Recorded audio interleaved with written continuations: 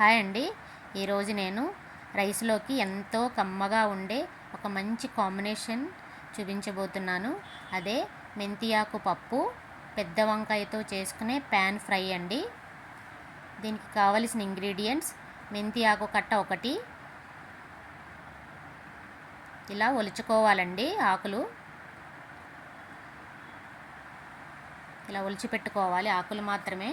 ఇప్పుడు చిన్న కప్పుతో కందిపప్పును తీసుకొని కడిగి పెట్టుకోవాలి. ఇప్పుడు మెంతి ఆకును కూడా ఇలాగా బాగా కడుక్కొని ఈ పప్పులో యాడ్ చేసుకోవాలి.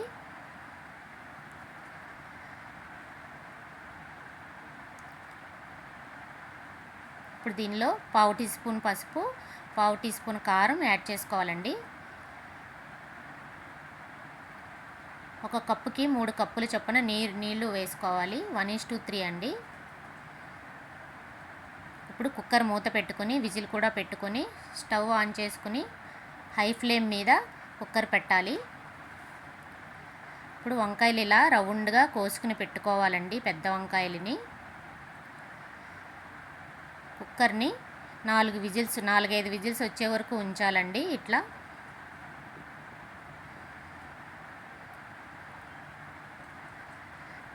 ఇప్పుడు వంకాయలను అన్నిటినీ కూడా ఇలా ఈవెన్గా రౌండ్గా ఒకేలా కోసుకొని నీళ్ళల్లో ములిగేటట్టుగా ఇలా ఉంచుకోవాలండి. ఉప్పు వేసిన వాటర్లో వంకాయ ముక్కలను వేయాలి.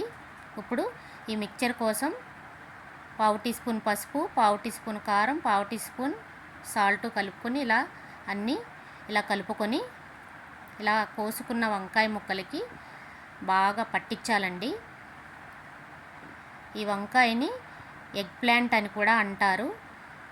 ఇప్పుడు అన్ని చోట్ల ఇది విరివిగా దొరుకుతుంది.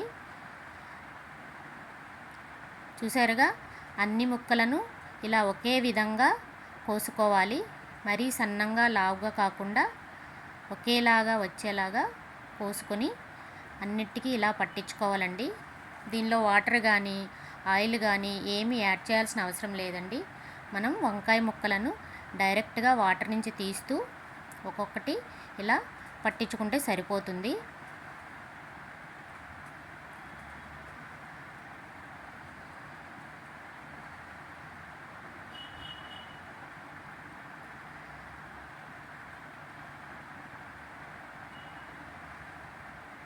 ఇప్పుడు వీటిని ఫ్రై చేయడానికి నేను ఇక్కడ నాన్ స్టిక్ ప్యాన్ వాడుతున్నానండి. 2 టేబుల్ స్పూన్ ఆయిల్ యాడ్ చేశాను. దీన్ని ప్యాన్ మీద ఇలా స్ప్రెడ్ చేయాలండి, ఈవెన్గా అన్ని వైపులా ఆయిల్ వెళ్ళేటట్టుగా ఇలా స్ప్రెడ్ చేసుకోవాలి. ఇప్పుడు చూపిస్తున్న విధంగా మనం మ్యారినేట్ చేసుకున్న వంకాయ ముక్కలని ఇలా దీని మీద పరచాలండి. చూస్తున్నారుగా. ఇప్పుడు మంటని తగ్గించి పెట్టుకోవాలి. చివరి వరకు కూడా లో ఫ్లేమ్ మెయింటైన్ చేయాలండి. 5 నిమిషాలకు ఒకసారి ఇలా ముక్కలని టర్న్ చేసుకుంటూ ఉండాలి. అస్సలు మాడనివ్వకూడదండి.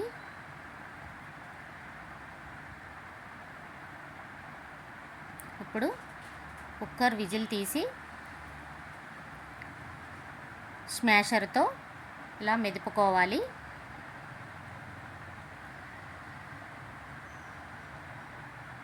ఇప్పుడు దీనిలో తగినంత ఉప్పు, కొంచెం చింతపండు రసం యాడ్ చేయండి. ఇలా కొంచెం చింతపండు జ్యూస్ వేయడం వల్ల రుచి పెరుగుతుంది. ఇప్పుడు తాలింపు కోసం చిన్న గిన్నె పెట్టుకొని 1 టేబుల్ స్పూన్ ఆయిల్ వేసి ఆయిల్ కాగిన తర్వాత ఇలా ఒకదాని తర్వాత ఒకటి ముందుగా ఆవాలు వేసుకోవాలి. ఆవాలు చిటపటమన్న తర్వాత జీలకర్ర వేసుకొని దంచి పెట్టుకున్న వెల్లుల్లిపాయ వేసుకొని ఒక్కసారి ఇలా కదుపుకొని తర్వాత కరివేపాకు వేసుకొని లాస్ట్లో ఎండుమిర్చి తుంచుకుని వేసుకోవాలండి. ఎండుమిర్చి వేసిన వెంటనే ఒక్కసారి ఇలా ఫ్రై చేసుకుని వెంటనే తాలింపు వేసేసుకోవాలి. ఎండుమిర్చిని ఎక్కువ మాడనివ్వకూడదండి. చూస్తున్నారుగా, ఇలా వెంటనే తాలింపు పెట్టేసుకోవాలి. ఇప్పుడు మళ్ళీ ఒకసారి వంకాయ ఫ్రైని ఇలా టర్న్ చేసుకోవాలి. చూస్తున్నారుగా బంగారు వర్ణంలో ఎంత బాగా వేగాయో.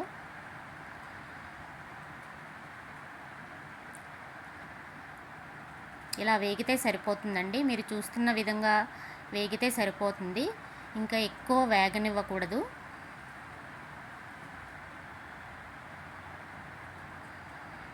అంతేనండి, ఎంతో కమ్మనైన మెంతి ఆకుకూర పప్పు రెడీ అయ్యింది.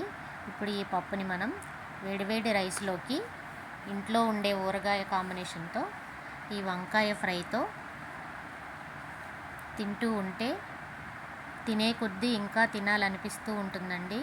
ఈ వంకాయ ఫ్రై అంత సాఫ్ట్గా ఉంటుంది, తింటే మీరే అంటారు.